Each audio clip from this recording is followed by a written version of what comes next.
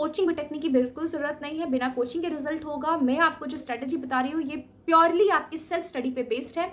यहाँ पे आपको कोई कोचिंग के रिक्वायरमेंट में आप बिना कोचिंग के रिजल्ट ले सकते हैं। उससे पहला काम स्टेप 1 आपका हो गया, आपको प्रीवियस ईयर्स क्वेश्चन पेपर बना लेने हैं। ठीक है, ये बुक मैंने आपको बता दी कि जिसमें सिर्फ 1 लाइनर फैक्ट्स दिए, जिसे कवर अप कर पाना आपके लिए कम समय में बहुत आसानी से आपका ये बुक कवर अप हो जाए। महीने की इंटेंस स्टडी करने के बाद जैसे नेक्स्ट मंथ में आप इन करोगे, आपके प्रैक्टिस सेट लगने स्टार्ट हो जाना चाहिए। जय हिंद साथियों, मैं प्रिया झा। बिहार पुलिस में जो पिछले साल आप लोगों की 21,000 से बड़ी पदों पे बहाली आई हुई थी, उसका री एग्ज़ाम 7 अगस्त से आपका शुरू हो जाएगा।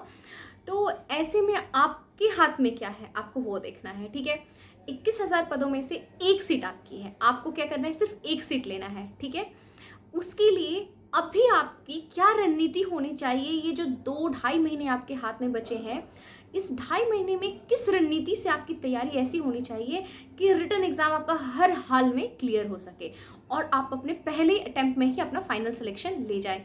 तो आपको ये जो तैयारी आपको करनी है, ये जो आप अपना 2.5 मंथ्स को जो प्लान करेंगे, उसकी स्ट्रेटजी मैं आपको सिंपल स्ट्रेटजी बताऊंगी। जिस स्ट्रेटजी पे, जिस स्टेप बाय स्टेप मैनेज की प्रिपरेशन पे आप अपनी तैयारी को इतनी अच्छी कर लेंगे कि इस रिटन एग्जाम को आप डेफिनेटली क्वालिफाई कर जाएंगे। और ये चीज़ आपके माइंड में क्लियर होनी चाहिए कि बिहार पुलिस की मेरिट उसके एग्जाम पे नहीं लगती है, इसके फिजिकल एफिशिएंसी टेस्ट पे लगती है। जब आपको फिजिकल होगा एग्जाम, इसमें जो लोग क्वालिफाई करके फिजिकल में जाएंगे, फिजिकल में जो आपके नंबर मिलते हैं उस बेसिस पे आपका मेरिट निर्धारित होता है, ना कि इस रिटन एग्जाम के बेसिस पे। तो ये चीज़ जो है क्लियर रहनी चाहिए आपके दिमाग में। तो क्योंकि इस एग्जाम को आपको जस्ट क्वालिफाई करना है, तो 2.5 month is more than enough. ठीक है, काफ़ी अच्छा वक्त मिल गया है। जिन लोगों ने सोचा भी नहीं था, अचानक से एग्जाम आ गए थे सर पे, कुछ भी नहीं पढ़ा था, बिल्कुल जीरो लेवल पे है, ग्राउंड लेवल पे है, वो भी तैयारी करके इस एग्जाम को क्लियर कर सकते हैं, क्योंकि पर्याप्त समय आज आपके हाथ में है।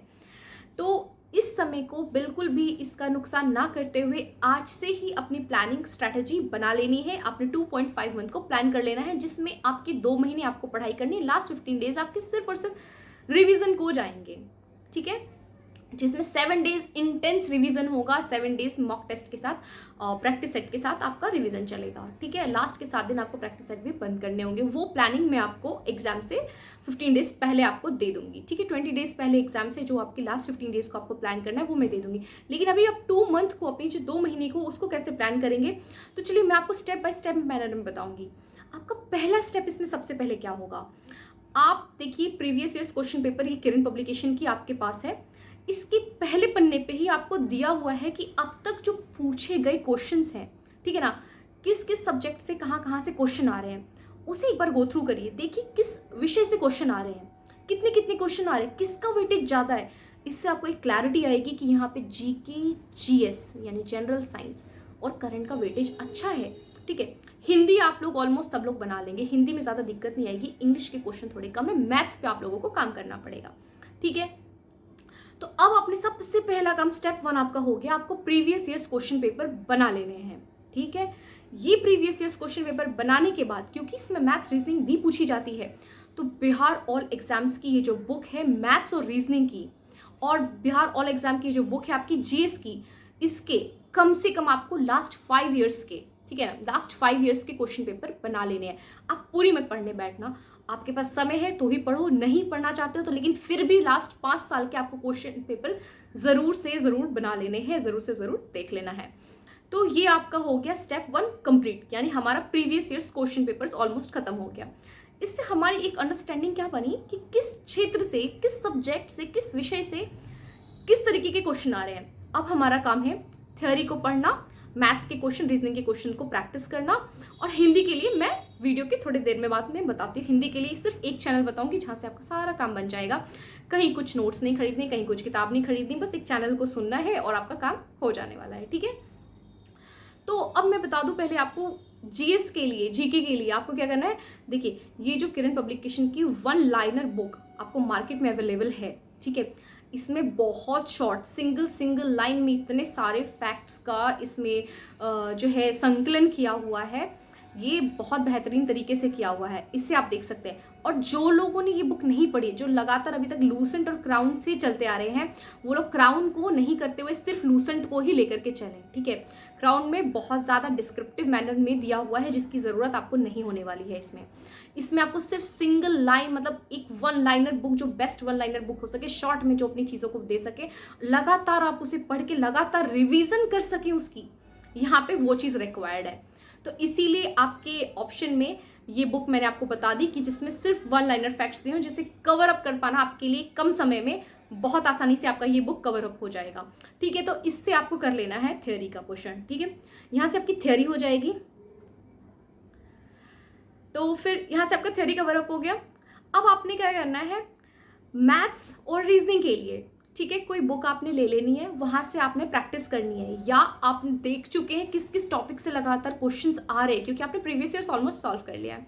आप क्या करेंगे, उन टॉपिक्स को नोट डाउन करेंगे और उन टॉपिक्स की पर्टिकुलरली यूट्यूब पे चैनल पे जा करके उन वीडियोस की शॉर्ट ट्रिक्स देख लीजिए कि किस तरीके के जो है, कैसे वो ट्रिक्स से जो है क्वेश्चन बनता है, इससे आपका काम बन जाएगा। ठीक है, मैथ्स रीजनिंग यहाँ से आपकी ऑलमोस्ट यूट्यूब से ही कवर अप हो जाएगी। कहीं कुछ देखो, कोचिंग भटकने की बिल्कुल ज़रूरत नहीं है, बिना कोचिंग के रिजल्ट होगा। मैं आपको जो स्ट्रेटजी बता रही हूँ ये प्योरली आपकी सेल्फ स्टडी पे बेस्ड है। यहाँ पे आपको कोई कोचिंग के रिक्वायरमेंट में, आप बिना कोचिंग के रिजल्ट ले सकते हैं। प्लीज़ कोचिंग के भटकाव में मत जाइए, मत पैसे खर्च करिए। उसके आधे भी रकम में नहीं, आपके कुछ बुक्स आपके जो आ जाएंगे ना, इसमें आपकी पूरी तैयारी हो जाएगी। और ये सिर्फ इस एग्जाम के लिए नहीं, ये बुक आपके पास हमेशा आपके हाथ में रहेगी, हैंडी रहेगी। कोचिंग का क्या, एक बार से उन्होंने कोर्स भेज दिया, उसके बाद आपका उस कोर्स की वैलिडिटी कुछ नहीं है, खत्म कहानी, आपके पैसे गए, उनको कोई मतलब नहीं पड़ रहा आपका रिजल्ट होना हो। अपनी बुक्स हमारी अपनी साथी होती है, हमारा हथियार होता है, हर वक्त हमारे साथ होता है, इस एग्जाम में नहीं और आगे आने वाले भी बिहार के बहुत सारे एग्जाम में हमें ये बुक्स क्या रहेंगी, हेल्पफुल रहेंगी। ठीक है, तो अब मैं आपको बताती हूँ कि हमारा मैथ रीजनिंग का खत्म हो गया कहानी।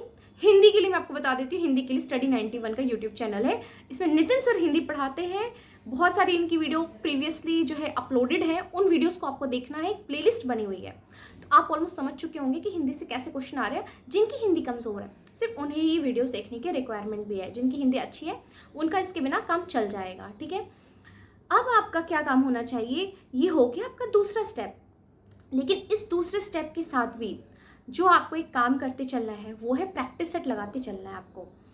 आप कम से कम 1 महीने की इंटेंस स्टडी करने के बाद जैसे नेक्स्ट मंथ में आप इन करोगे, आपके प्रैक्टिस सेट लगने स्टार्ट हो जाने चाहिए। तो किरण प्रकाशन का ये जो प्रैक्टिस सेट है, ये एग्जाम की नई पैटर्न पे पूरा का पूरा बेस्ड है। आप यहाँ से प्रैक्टिस सेट लगा सकते हैं, और सिर्फ एक ही प्रैक्टिस सेट नहीं लगाने आपको, कम से कम आप 1-2 पब्लिकेशन के प्रैक्टिस सेट लगा लेंगे। तो इससे क्या हो जाएगा, कम से कम देखो, एग्जाम से पहले आपके 25 सेट लग जाने चाहिए। ठीक है ना, और कम से कम आप 2 पब्लिकेशन के प्रैक्टिस सेट ज़रूर से ज़रूर लगा लेंगे। ठीक है, कुछ ऑनलाइन लगाते, ऑनलाइन फ्री में कई जगह टेस्ट चल रहे होते हैं, आप उस चीज़ का भी बेनिफिट उठा सकते हो। ठीक है, तो इस तरीके से आपकी ओवरऑल प्रिपरेशन क्या हो जाएगी, कंप्लीट हो जाएगी 3 ईजी स्टेप्स में। तो इस तरीके से आप आगामी अपने जो 2 माह को है उसको प्लान कर लेना है। उसके बाद लास्ट की 15 डेज़ की जो रिवीजन स्ट्रैटेजी होगी वो मैं आपको 20 दिन पहले ही एग्जाम से दे दूंगी, जैसा कि मैंने पिछली बार भी दिया था। तो चलिए, इसके अलावा भी आपके कुछ कमेंट क्यूरीज हैं तो ज़रूर कमेंट करिए। तब तक के लिए जय हिंद, जय भारत।